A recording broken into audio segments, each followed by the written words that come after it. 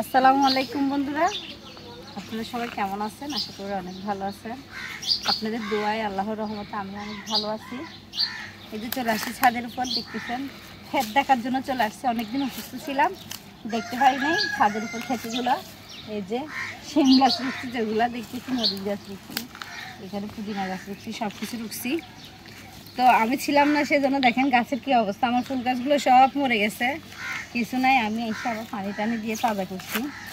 যা হোক, এখন আমিও সুস্থ হয়েছি, আমার গাছও সুস্থ, মনে করছি বাঁচবো না।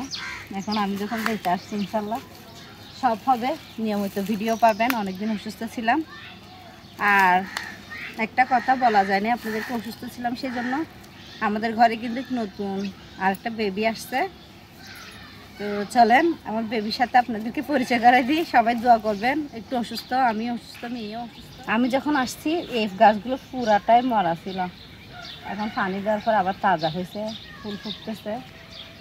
ইনশাল্লাহ নিয়মিত তোমাদেরও যত্ন নেওয়া হবে। এই যে আমার মরিচ গাছে এগুলো হলো আমাদের এলাকায় দান্ন মরিচ বলে। দান্ন মরিচ বেশি জাল বলে, যেগুলো হলো দান্ন মরিচ।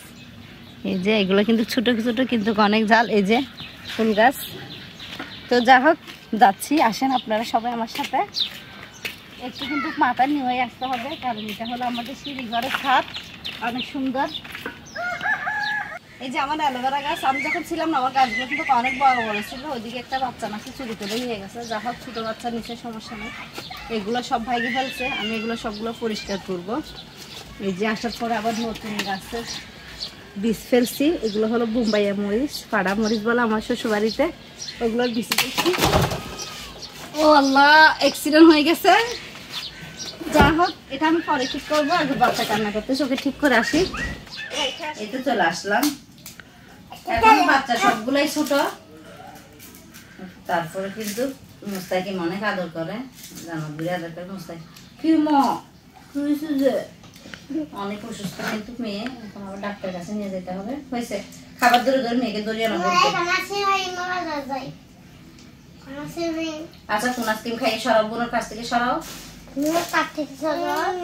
এই যে তো আল্লাহ রহমতে কিন্তু কন্যা সন্তানের মা হয়ে গেছি, দুইটা কন্যা সন্তান। আল্লাহ রহমত চলে আসছে ঘরের ভিতর। সবাই দোয়া করবেন বাবু।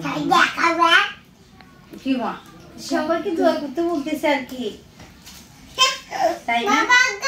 এটা কিন্তু এই যে কালকে পরে দেখেন কি অবস্থা হয়েছে। বাবু একজন হলো, আরেকজন যত্ন নিলে এই তো হিসাব টাকা দিয়ে দেয়। দেখছেন এদিকে একটা ফুয়া গুলা উঠে গেছে জান্নাত দুই থেকে। আচ্ছা, হিসাব টাকা দিচ্ছে, ছোট ভাই তো বুঝে নেই, সেই জন্য আর কি। না মা, তুমি ইনসাফকে অনেক আদর করো না মা? ইনসাফ তোমার ভাই না? হ্যাঁ, ছোট ভাই, তাই না?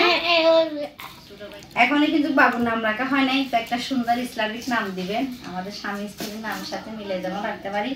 তবে আমি কিন্তু একটা রাখছি, ওইটা কিন্তু এখনো বলতে পারি না হয় কিনা না হয়। তারপরে আপনারা কমেন্ট বক্সে জানাবেন কি নাম রাখবো, ইসলামিক নাম বলবেন। তো সবাই আমাদের জন্য দোয়া করবেন। আল্লাহ হাফেজ আমার সবাইকে। আল্লাহ হাফেজ। আমেনা বোনের নাম কি রাখছো যে তুমি? বেবি বলছো যে? ও বাহ,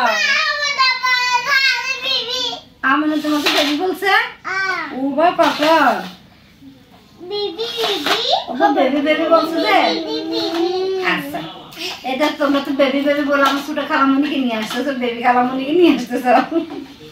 তো সবাই দোয়া করবেন, ভালো থাকবেন। আব্বা আল্লাহ হাফেজ দাও।